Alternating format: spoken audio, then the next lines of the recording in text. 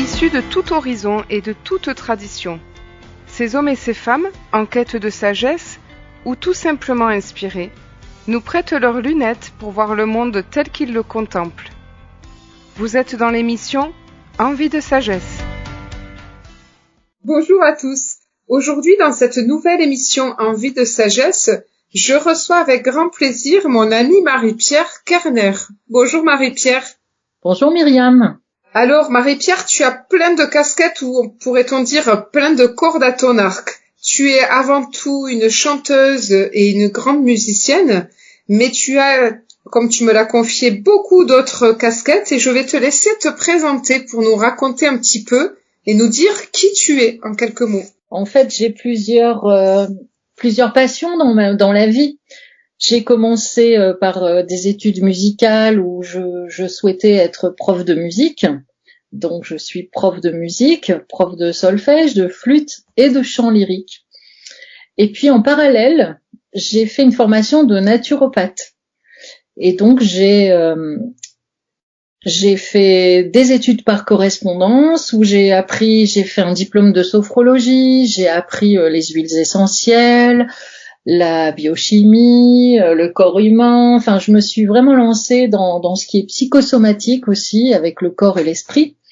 Et puis, une fois que j'ai eu terminé mon diplôme de naturopathe, j'ai enchaîné par un diplôme de musicothérapie où j'ai passé mon diplôme à Paris au centre Yehudi Menuhin.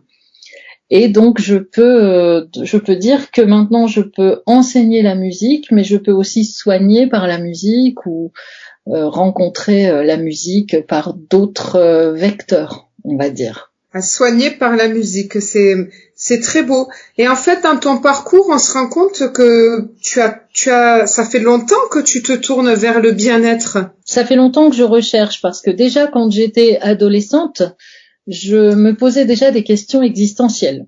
Donc, je cherchais la paix, le bien-être, le sens de la vie, de l'avenir, c'est quoi la sagesse. Je commençais à étudier des choses qui enseignaient sur les religions, sur l'ésotérisme. Je me passionnais déjà sur plein de choses. Et en même temps, j'avais la musique qui m'ouvrait l'esprit parce que j'aimais un peu toutes sortes de musique. Je pouvais passer du grégorien au hard rock ou à la musique classique. Et je trouvais que la musique était pour moi une révélation parce que c'est quelque chose qui m'a sauvé la vie.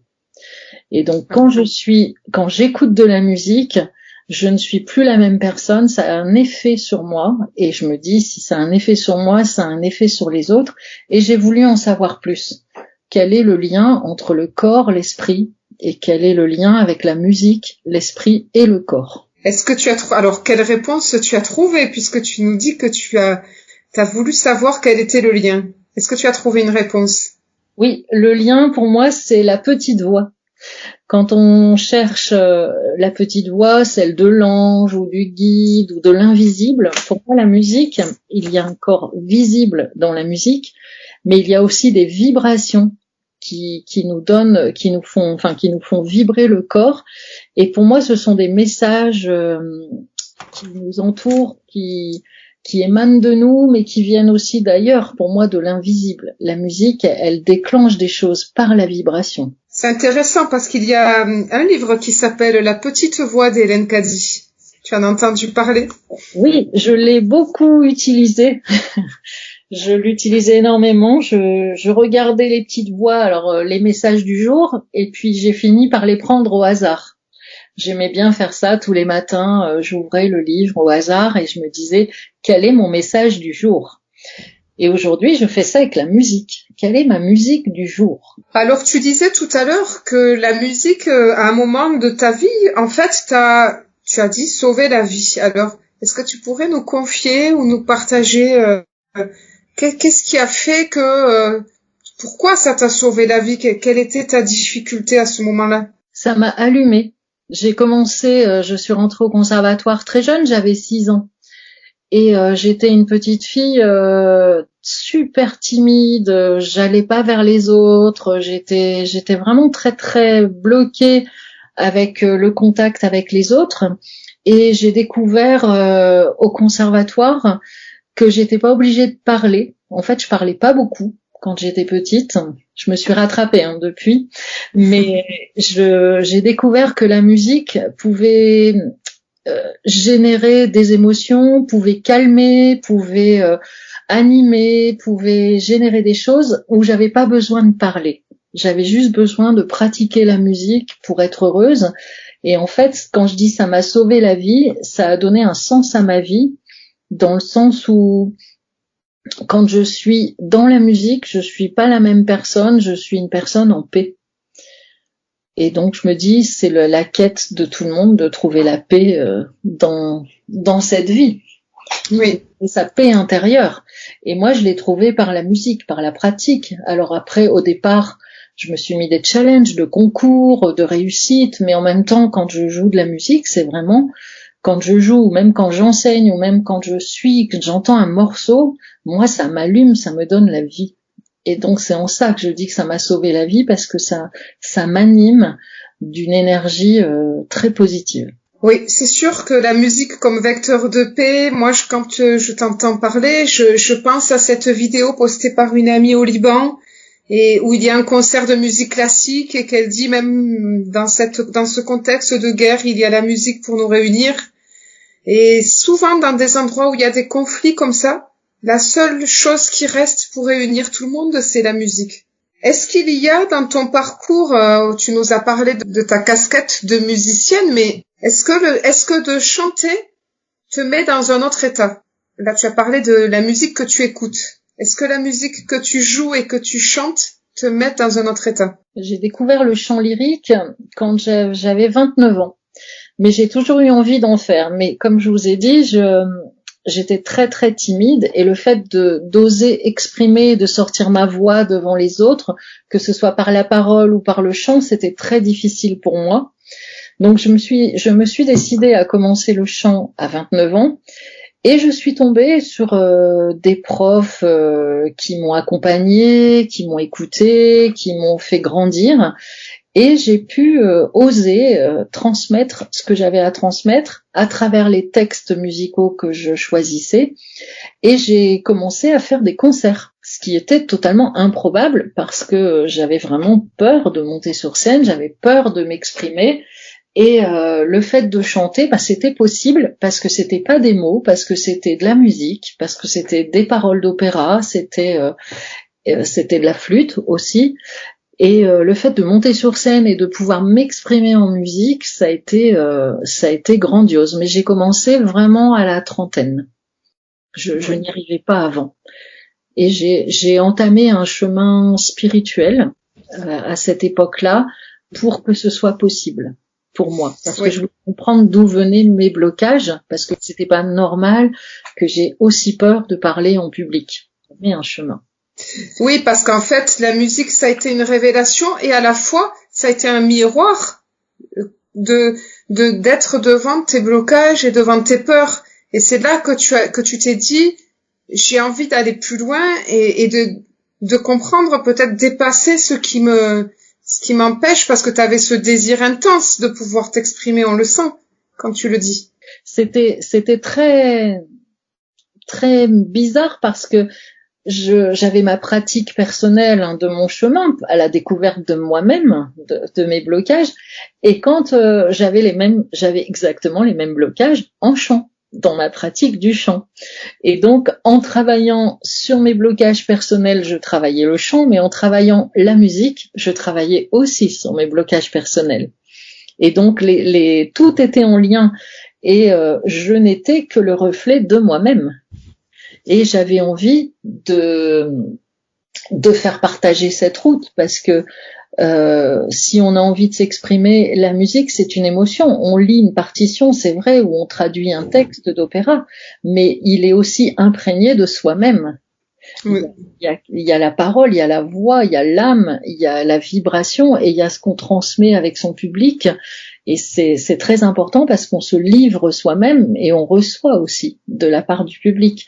Donc il y a un échange. C'est vraiment la musique pour moi, c'est vraiment pour moi l'échange universel, parce qu'il n'y a pas besoin de parler la même langue. C'est vrai, c'est très beau. Tu as donc trouvé ton chemin spirituel je vais peut-être poser une question un peu simpliste, mais comment on fait pour choisir? Qu'est-ce qui t'a permis de choisir?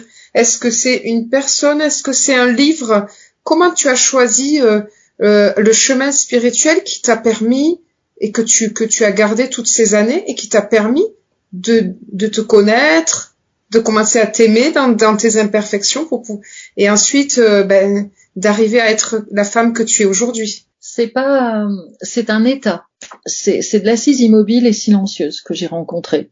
Donc en plus pour une musicienne, le silence c'est très important. C'est là-dedans que se joue la musique aussi, dans les silences. J'ai rencontré l'assise immobile et silencieuse et le lendemain je me suis plus jamais réveillée dans le même état émotionnel. C'est-à-dire j'avais une joie de vivre qui m'animait le matin en me levant. Et c'est comme ça que je me suis dit, c'est ça qu'il me faut comme activité. C'est quand même étonnant et assez incroyable pour moi qui aussi est finalement le même cheminement que toi, auquel je peux comparer quand même certaines étapes.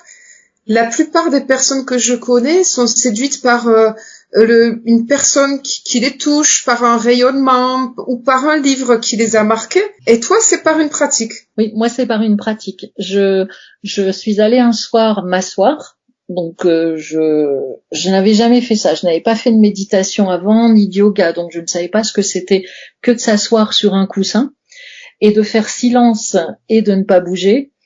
Et puis le lendemain, j'ai pas pu nommer sur le moment. Le lendemain, je me suis réveillée avec une joie à l'intérieur de moi et une envie le matin de remercier, de me dire je suis bien, la vie est belle. Un état que je n'avais vraiment jamais connu naturellement, on va dire. Par certains aspects, je pouvais le vivre, mais comme ça, si naturel, si spontané. Et je me suis dit, mais c'est ça que je cherchais, parce que j'ai essayé beaucoup d'autres choses avant. J'ai un peu tâtonné dans Oui. des choses. Comme beaucoup de gens, j'ai fait des choses, mais ça a été révélateur. Je ne m'y attendais pas du tout, mais c'est mon état intérieur qui m'a dit, c'est ça. Et ça fait 20 ans. Alors, on a déjà embrayé sur la deuxième partie. On va quand même écouter le magnifique morceau que tu nous proposes, que tu interprètes, voilà, et qui s'appelle l'Ave Maria de Caccini. On l'écoute et on te retrouve tout à l'heure.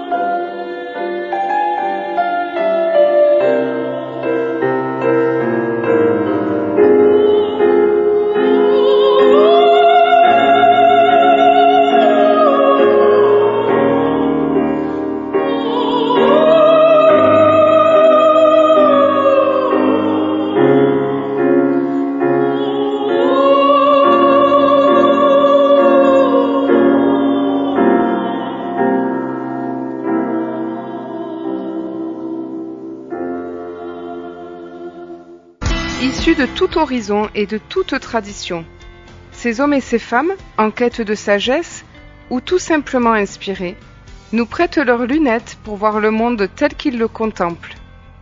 Vous êtes dans l'émission Envie de sagesse. Vous êtes toujours dans l'émission Envie de sagesse en compagnie de Marie-Pierre. Vous êtes avec Myriam et Marie-Pierre. Nous venons d'écouter le très bel Ave Maria interprété par Marie-Pierre, un Ave Maria de Caccini. Alors Marie-Pierre, lorsque tu chantes et lorsque tu parles, est-ce que ce sont deux personnes différentes? Alors, ça dépend de quoi je parle. Quand je chante, ce n'est plus moi. C'est comme si, vous allez trouver ça bizarre, mais c'est comme si je prêtais mon corps et mes cordes vocales. Enfin, il y a la partie personnelle du travail, de la justesse du morceau, de la justesse avec la pianiste ou avec les autres musiciens, mais il y a une autre partie qui est dépendante de mon état intérieur. Si j'ai envie de transmettre et de vous chanter cet Ave Maria, c'est parce que je le vis vraiment. Quand je le chante, je le vis. Et je le chante toujours différemment parce que je ne suis pas la même.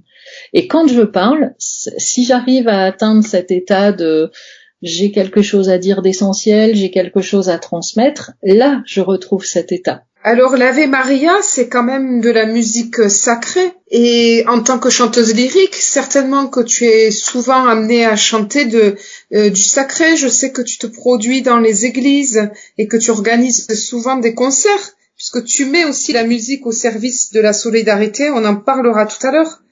Mais pour revenir sur le thème de la musique sacrée, est-ce que c'est une musique qui te transporte, qui t'habite et que tu aimes particulièrement? Est-ce que ce genre de musique, lorsque tu la chantes, t'aide à t'élever? Alors pour moi, toutes les musiques sont sacrées, mais j'entends bien quand tu dis sacré, la musique qui parle d'une élévation vers un mieux-être, vers un meilleur de l'homme. J'adore chanter dans les églises parce que j'aime ce lieu de recueillement et j'aime les textes. En fait, j'aime me relier aux compositeurs qui ont créé les œuvres. J'ai l'impression de rencontrer un compositeur nouveau et puis une foi nouvelle à chaque fois, parce que chaque chant sacré a été écrit par un homme. Et donc en fait, quand on chante, on interprète l'œuvre de quelqu'un, et donc on rentre dans la foi de cette personne. Donc j'ai l'impression, quand je chante du Fauré, de rencontrer Fauré, qui a une personnalité particulière et une foi particulière. Si je chante du Bach, je vais rentrer dans la foi de Bach. Et donc, ce que j'aime, moi, c'est rencontrer des hommes qui se sont mis au service du meilleur. C'est ça que j'aime, à travers la musique. Et j'aime chanter cette musique parce que vraiment, je me sens en lien avec le compositeur, mais je me sens en lien aussi avec le message qu'il a envie de faire passer.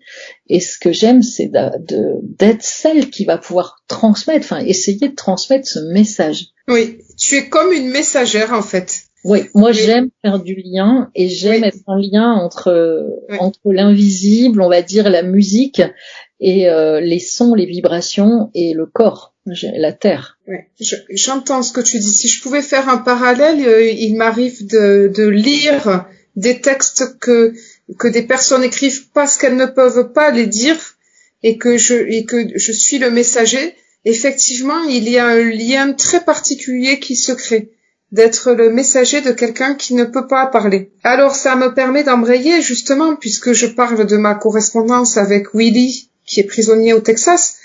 Tu utilises aussi beaucoup la musique pour la solidarité et particulièrement tu proposes des concerts pour aider le prisonnier avec qui tu corresponds et l'association qui le soutient.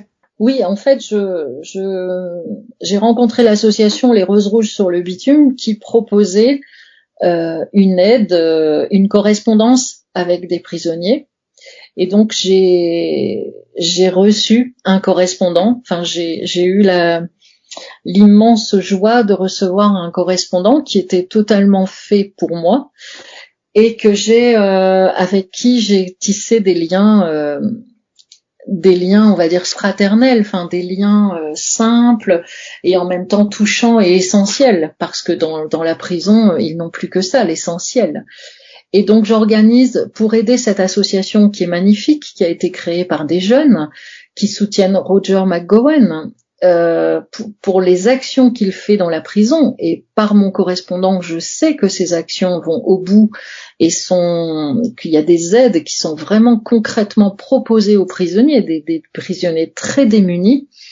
J'organise des concerts parce que moi, ce que j'aime aussi, c'est pas chanter toute seule, et je ne veux pas chanter pour avoir la gloire, mais ce que j'aime, c'est rencontrer, faire chanter des chanteuses avec moi, des êtres que j'aime, que j'apprécie, que je rencontre, et j'aime aussi le faire partager et faire connaître l'association au public. Et donc j'aime faire organiser des choses pour des actions, que ce soit ça. J'ai aussi organisé pour une association qui s'occupe des mourants et des malades, de l'accompagnement des mourants et des malades. Enfin, j'ai organisé beaucoup de concerts en fait pour faire connaître les associations. Et ce qui me plaît, c'est pas de chanter pour rien, mais c'est de chanter pour une cause et de savoir que derrière, il va y avoir des retombées. J'aime savoir que des gens disent « Ah, ça existe une association comme ça, ah ça me touche ». Et puis on n'est pas tous touchés par les mêmes actions solidaires. On a tous des secteurs qui nous font vibrer plus que d'autres. Donc moi, j'essaie d'être au service de ces actions-là. Alors Marie-Pierre, on se rend compte dans ton parcours avec multiples casquettes qu'aujourd'hui tu es une chanteuse, une musicienne qui se produit dans des concerts, et tu nous as dit que quand même à 29 ans, tu étais encore incapable de chanter devant un public. Tu nous as un peu partagé ton cheminement spirituel, ta pratique du silence et de l'immobilité.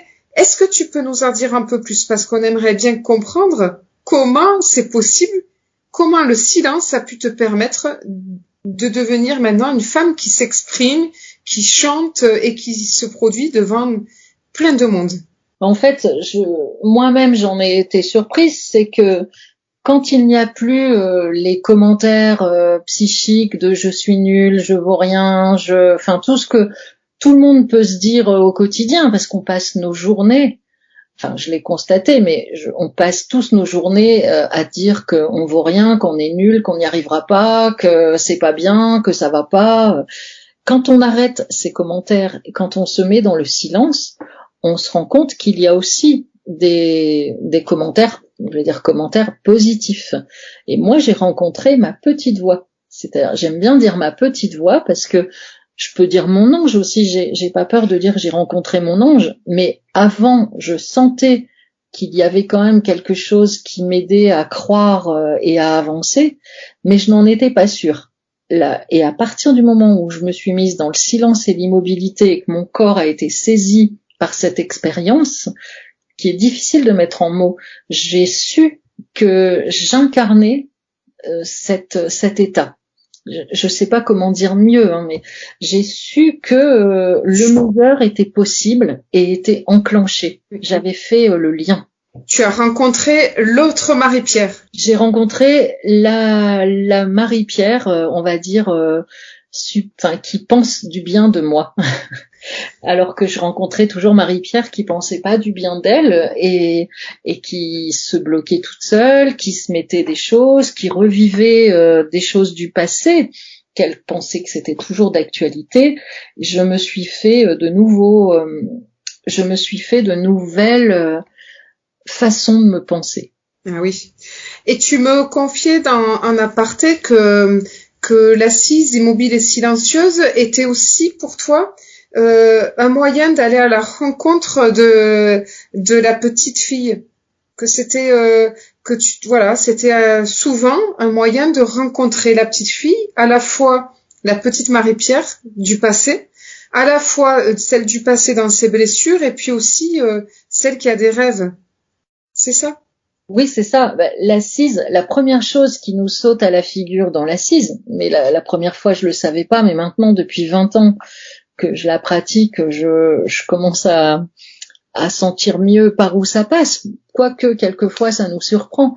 Mais à chaque fois qu'on va s'asseoir, quand on va se mettre dans le silence et l'immobilité, c'est tout de suite le petit qui surgit en nous, parce que le petit en nous a peur du silence et de l'immobilité, parce que l'humain n'existe que par l'agitation et que par le bruit. Enfin, c'est comme ça qu'on vit dans notre société. Et donc se mettre dans des conditions, on va dire, un peu extrêmes de silence et d'immobilité, ça fait surgir tout de suite les peurs du passé. Et donc la petite surgit. Et donc après, on apprend à les accueillir, à les apprivoiser, on apprend à leur donner du sens par rapport à faire le lien avec ce qui a mis en place cette personnalité et les blessures qu'on a vécues, et on apprend à les transformer par des actes de vie que l'on pose. Et donc, c'est toujours la petite qui surgit en premier, et l'assise, on fait une traversée en fait dans l'assise. Et donc, ce que j'aime, c'est de partir de presque rien et d'arriver à cette paix intérieure, à ce sentiment de qu'on est vraiment là où on doit être. Et ça, c'est pour moi, c'est important de sentir que je suis là où je dois être, là maintenant. On cherche dans toutes les traditions le présent. On dit toujours vivre l'instant présent. Mais l'instant présent, c'est quand on est libre du passé et quand on est bien dans l'instant présent. Un futur est possible. Et concrètement, donc aujourd'hui, donc tu l'as longtemps pratiqué comme élève, je dirais, et depuis quelques années, tu l'enseignes. Comment ça se passe aujourd'hui pendant le confinement? Alors, oui, effectivement, j'ai beaucoup pratiqué l'assise et je me suis dit que je rencontrais des gens qui avaient besoin, qui étaient dans un même mal-être que moi. Hein. Je rencontre beaucoup de musiciens, mais je rencontre aussi des gens dans le milieu professionnel, dans le milieu familial. Et donc, je leur dis, moi, je connais des solutions. Et donc, je l'enseigne donc aujourd'hui. Et je dis aux gens, n'ayez pas peur de celle ou celui que vous êtes. Surtout ça. Parce qu'on passe notre temps à vouloir se cacher. On passe notre temps à vouloir être quelqu'un d'autre qu'on n'est pas. Et ça, c'est épuisant et c'est ce qui nous donne une mauvaise estime de soi. Alors, je leur dis, il est très important d'accueillir ce que vous êtes, mais aussi avec transparence, de dire, voilà, il m'est arrivé cette histoire-là. Voilà, oui, depuis ce temps-là, je me pense nulle, ou depuis ce temps-là, je me pense comme ça. C'est vrai, mais il y a une solution. Moi, ce que j'aime avant tout dans ce chemin, c'est l'espoir. Il n'y a pas de c'est comme ça, il y a toujours un espoir de bien vivre ce qui nous arrive. Ouais. Et aujourd'hui, dans le confinement, bien sûr que je ne vois pas, on ne fait pas l'assise tous ensemble, on fait ça par visio. Et ben par visio, on se donne encore plus dans l'expérience, et c'est pas parce qu'on se voit pas en vrai qu'on n'est pas vrai. Et donc dans le groupe dans lequel je suis, j'ai des personnes un peu de tous les âges, de tout, chacun n'est pas au même endroit dans sa vie. Il y a des gens qui essaient de se battre pour réussir leur vie sentimentale ou leur vie professionnelle, d'autres sont déjà à la retraite et recherchent des choses. Ce qui est important, c'est d'être devant la vérité de soi-même et surtout d'accueillir ce qui nous arrive du mieux possible. Parce que l'homme ne sait pas accueillir les choses. Et donc c'est pour ça qu'il a mal. C'est parce qu'il résiste aux choses de la vie. Et c'est essentiel ce que tu nous dis là dans cette période d'incertitude et aussi de manque d'espoir. Moi, j'entends les jeunes, je suis touchée par les jeunes autour de moi, mes enfants, mais aussi les jeunes, les étudiants, qui ne voient pas le sens de ce qui arrive et puis qui n'ont plus d'espoir. Et je trouve ça très beau de se dire que dans une simple pratique, de s'asseoir 1 heure quand on peut, dans le silence et l'immobilité, on va simplement apprendre à accueillir qui on est, accueillir ce qu'on vit, et à essayer de le vivre au mieux, de le vivre intensément. C'est ça ce que tu nous dis finalement. Oui, et c'est même bien au-delà de ça. Il y a derrière des clés. Chacun a ses propres clés. On a chacun des endroits qui vont être difficiles à traverser. Par exemple, comme je disais pour moi, qui était de prendre la parole en public, c'était mais vraiment impossible. Je tremblais, je rougissais, enfin j'avais vraiment une timidité extrême, mais en même temps j'avais envie de le faire. Et dans mon métier de prof, j'avais besoin de prendre la parole et de se dire que voilà, chaque situation ne me veut pas du mal, mais me veut du bien. ça a été un état d'esprit parce que du coup, je me suis dit, je vais commencer à me dire, si je dois parler en public, comment on fait? Parce que moi, j'avais renoncé. Et donc, ça m'a redonné l'espoir que tous mes rêves, en fait, sont possibles. Parce qu'on n'a pas de rêve si on va pas rêver de quelque chose qu'on peut pas faire. Nos rêves, c'est toujours du possible, mais qu'on n'arrive pas encore à y croire. Et c'est ça qui m'intéresse. Et j'ai beaucoup de jeunes dans mes groupes, et c'est vrai que quelquefois ils perdent l'espoir de rencontrer l'amour, l'espoir de gagner, d'avoir une belle maison, par exemple. Il faut pas perdre l'espoir parce que derrière nos impossibles, c'est parce qu'il y a des choses qu'on n'a pas aimées de soi-même. Ah, ça c'est très beau. Est-ce que ça serait ton message? Nos rêves, c'est encore du possible, mais on n'arrive pas à y croire. Est-ce que tu pourrais nous le redire, ce très beau message? Derrière nos rêves, derrière tout ce qu'on pensait impossible. Alors là, je peux témoigner qu'en 20 ans de chemin, il y a ce que je suis aujourd'hui, ce que je vis aujourd'hui, il y a des impossibles, ne serait-ce que de faire un concert public, filmé, enregistré.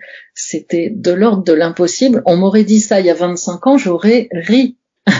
Et là, quand je me dis, en fait, c'est facile. C'est mon monde. En plus, c'est le milieu dans lequel je suis heureuse, je suis bien, alors que c'était un impossible il y a 25 ans. Et donc, je me dis, et si on allait tous chercher nos rêves? Et si on allait tous se dire que dans tout ce qu'on vit, il y a toujours une porte de sortie et un espoir. Et la deuxième chose aussi essentielle que tu as dit, c'est quel que soit ce qui nous arrive, la vie nous veut du bien. Ça, c'est quelque chose qui fait du bien à entendre et qui fait du bien quand on se le dit. Je peux aussi en témoigner. Quel que soit ce qui nous arrive, se dire, il y a quelque part, la vie me veut du bien. À moi de trouver où. Oui, parce que la vie est évolution. Et donc, à chaque fois qu'on est devant quelque chose, c'est soit pour grandir, soit pour renoncer. Et si on renonce, c'est là où on souffre et on n'a pas les vies qu'il nous faut, on n'a pas les vies qu'on aimerait. Et donc, c'est là où il faut aussi qu'on soit guidé, enseigné pour qu'on puisse dépasser les endroits où, voilà, on bute. En fait, comme quand on va éduquer un enfant. Quand on éduque un enfant, on lui dit c'est possible, tu peux y arriver, tu fais tes devoirs, enfin il y a plein de choses qui se font, mais ça se fait à tout âge. Il y a toujours pour moi des modèles qui sont des objectifs, des rêves. Il y a toujours quelque chose. Tu parlais d'enfants et je pense qu'il y a un autre aspect à souligner dans ce que tu as témoigné quand même aussi. Je pense à un conte chinois, le tigre et le chat, où le tigre, c'était l'époque où il ne savait pas encore courir, il ne savait pas encore chasser, puis il demande au maître chat de lui enseigner. Et en fait, à chaque fois, il est répété, le tigre s'entraîne, il n'y arrive pas tout de suite. Il s'entraîne encore, il s'entraîne encore, il s'entraîne encore, et il finit par y arriver. Est-ce qu'il y a cette notion d'endurance, d'entraînement, quand même? Oui, moi ce que j'aime dans les groupes que j'ai, avec qui j'ai l'honneur d'être avec ces personnes magnifiques, c'est que ils rencontrent leur beauté et ils sont stupéfaits de savoir qu'ils sont beaux. Et que je me dis, c'est quand même la plus grande des découvertes, c'est de sentir qu'on est beau et que c'est possible. Et moi, je trouve ça magnifique. Alors après, de savoir là où on a des blocages, etc., on le sait très bien. Ça, on le vit, donc on le sait.